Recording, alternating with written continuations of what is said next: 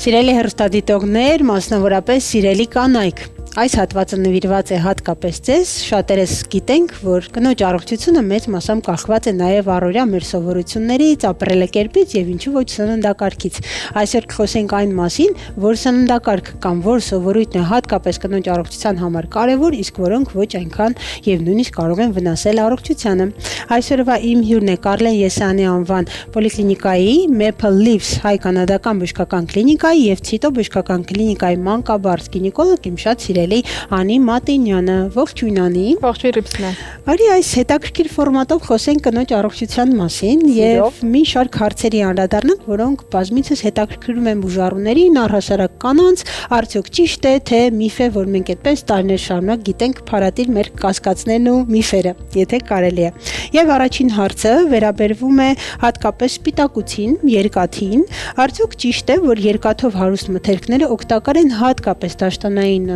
օրերին, ցիկլի օրերին, եւ եթե ուզում ենք կանխարգել են կամ մեր հիվանդության պատմության մեջ անեմիա ենք ունեցել, այսինքն սակավարյունություն։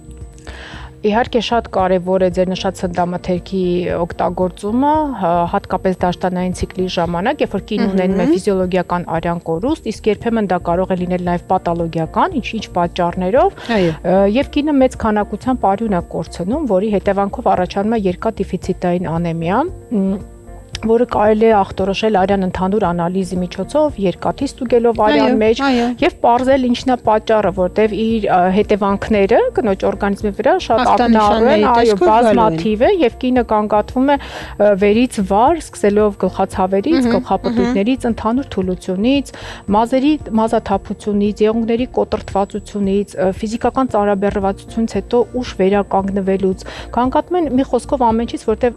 երբ որ երկաթը արյան մեջ նվազում է նաև հեմոգլոբինի քանակը եւ հեմոգլոբինը հիմնական սպիտակուցն է, որ թթվածինը վերցնում տանում է օրգան համակարգերին։ Եթե դա նվազի, դուրս է գալի, որ մեր ամբողջ օրգան համակարգերը տուժում են եւ չեն հաստատում համապատասխան թթվածինը նորմալ կենսագործունեության համար։ Իհարկե խորհուրդ ենք տալի մեծ քանակությամբ օգտագործել։ Լոբազգի, այո, լոբազգիները կան։ Միևնույն ժամանակ, բայց այսպես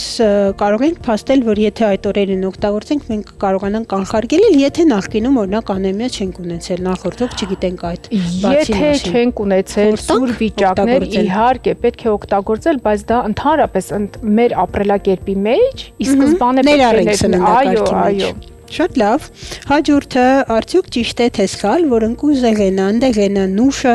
կարող են օգնել թուլացնել դաշտանից առաջացող այդ անհարմար ախտանշանները, որոնցից շատ կանայք դժգոհում են։ Իհարկե կարող են նվազեցնել, որտեղ իրենք իրենց մեջ պարունակում են մեծ քանակությամբ մագնեզիում, իսկ մագնեզիումն է հիմնական պատճառը։ Մագնեզիումը ինքը համարվում է շատ հզոր սպազմոլիտիկ էֆեկտ ունեցող միկրոէլեմենտ եւ մեծ դրական ազդեցություն ունեն ինչպես նյարդային համակարգի, այնպես էլ մկանային համակարգի եւ պրեդմենստրուալ սինդրոմի ժամանակ լարվածություն նվազեցնելով նվազում է նաեւ ցավային համախտանիշը։ Հիանալի։ Նյարդաբանները եւ առհասարակ մեր բուժառանները ուղղակի պաշտում են։ Մեր նյարդային համակարգը ուղղակի պաշտում է մագնեզիումը։ Ես կասեի գրեթե բոլոր ոլորտի բժիշկները սիրում են մագնեզիում պարունակող սննդամթերք։ Հրաշալի էլեմենտ։ Ճիշտ է թե սխալ, որ պրոբիոտիկներով հարուստ մթերքները աջակցում են կանանց բնական միկրոֆլորայի առողջությանը եւ կանխում են բակտերիալ վարակները։ Դե պրոբիոտիկների ամենակարևոր դեմքերը յոգուրտներն Յոգուրտները տարատեսակ մեր սուպերմարկետներում լայն ընտրություն կա, կարող են կատարել։ Իհարկե պրոբիոտիկները մեծ նշանակություն ունեն, ապահովում են աղեստամոքսային տրակտում լակտոբիֆիդոբակտերիաներով եւ դրան զուգահեռ պահպանվում է նաեւ կանացի սեռական օրգանների միկրոֆլորան, ինչը թույլ է տալի, որ մենք ունենանք այն միկրոբներ, լավ միկրոբներ ունենանք, որ պաշտպանի վատից մեզ։ Համար այո։ Շատ լավ։ Ճիշտ է թե սխալ, որ մուկ շոկոլադը, որ ես բացառապես չեմ օգտագործում, հետաքրքիր է կարող է օգնել թե դաշտանային ցավերի նվազմանը, թե առհասարակ տրամադրության բարելավմանը։ Դե տրամադրության բարելավմանը նախապես ասեմ, այո, բայց պիտի կարողանաս ասոցացվում է հաճելի շրջապատում ընկերների հետ, թեյախմություն, սուրճը խմել շոկոլադի հետ, բայց ինքը ունի նաև իր վնասակար ազդեցությունը, որոշակի փոփոխություններ կարող առաջացնի նաև հորմոնալ համակարգում, նյութափոխանակության համակարգում։ Իհարկե ամեն ինչ լավ է չափի մեջ օգտագործելը եւ այդ փոփոխությունները նաև կարող են արտահայտվել մաշկի վրա։ Մեր մաշկաբաններն էլ հատուկ անամնեզ հավաքելուց շեշտում են քաղցր շատ եք օգտագործում, թե ոչ։ Եվ ինչպիսի քաղցր, տեսեք, մուկ շոկոլադը շատերը ասում են, ցանկալի է որ քաղցրը լինի բնական ածխաջրատների, մրգերի տեսքով։ Այո։ Խոսենք նաև քաղցրավենիքի մասին, շատերից թուլությունն են, շատերից փորձում ենք մեզ պարգևատրել, շատերը ստրեսի ժամանակ են օգտագործում կամ էլ առհասարակ սննդի ընդունումից հետո պարտադիր այդպես դեսերտի, ընդունումը կարծես թե իրենց համար պարտադիր պայման է հագեցած զգացողություն ունենալու համար, ինչ կասես քաղցրավենիքի, արդյոք ճիշտ է, որ շաքարի ավելցուկը կարող է բացասաբար ազդել հորմոնների վրա կամ հավասարակշռության վրա։ Իհարկե մեծ քանակությամբ քաղցրի ընդունումը արյան մեջ կարող է բարձրացնել ինսուլինի մակարդակը եւ սա նորից բերել հորմոնալ խանգարումների, ամեն ինչ լավ է չափի մեջ։ Ընդհանրապես մեր սննդաբանները, եթե մենք տեսնում ենք ինչ որ ափսեներ են հավաքում, անպայման մի որոշ չափով քաղցր լինում է, բացարձակապես զրկել օրգանիզմը, դրանով էլ ստրեսի ենթարկել, դա էլ սխալ է,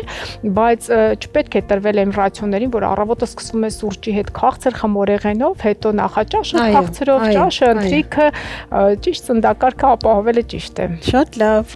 Այն իմ ամենասիրած հատվածը ջուրը։ Մենք գոլեգաներով միշտ իրար եթե ուզում ենք իրար մասին հոգ տանենք, դա պարտադիր մեկ շիշ ջուրն է, որովհետև գիտենք, եթե այդ օրը գրաֆիկը ծանրաբեռնված էր,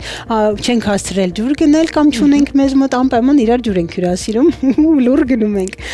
Ինչ կասես ջրի մասին, արդյոք օրական բավարար քանակով ջուր խմելը եւ որն է այդ բավարարը, կարևոր է կանանց առողջության համար, մաշկի խոնավեցնելու կամ առհասարակ հորմոնալ, ինչը մեզ շատ է հետաքրքիր, հորմոնների վրա ինչպես է ազդում ջրի ընդունումը։ Ջուրը շատ կարևոր գործոն է մեր օրգան, առանց ջրի կյանք գոյություն չունի եւ շատ մեծ նշանակություն ունի նյութափոխանակության բոլոր գործընթացների համար, եթե նյութափոխանակության գործընթացները կասեցվեն, կկասեցվեն նաեւ որոշակի հորմոնալ փոփոխությունները գործի կդրվեն։ Ցիկլորերին ինչ կասես։ Ընդհանրապես ցանկալի այդ օրը շատ ջուր օգտագործել։ Իհարկե, որտեվ նորից եմ շեշտում, արյան կորուստ ենք ունենում, հեղուկի կորուստ ենք, դա պետք է լրացնել։ Բազմաթիվ ինչ որ սխեմաներ կամ բանաձևեր կան, որ մարդու քաշը բազմապատկվում է 30-ով որոշվում է, բայց պետք է հաշվի առնել նաև եղանակային պայմանները եւ օրգանիզմի վիճակը։ Եվ ընդհանրապես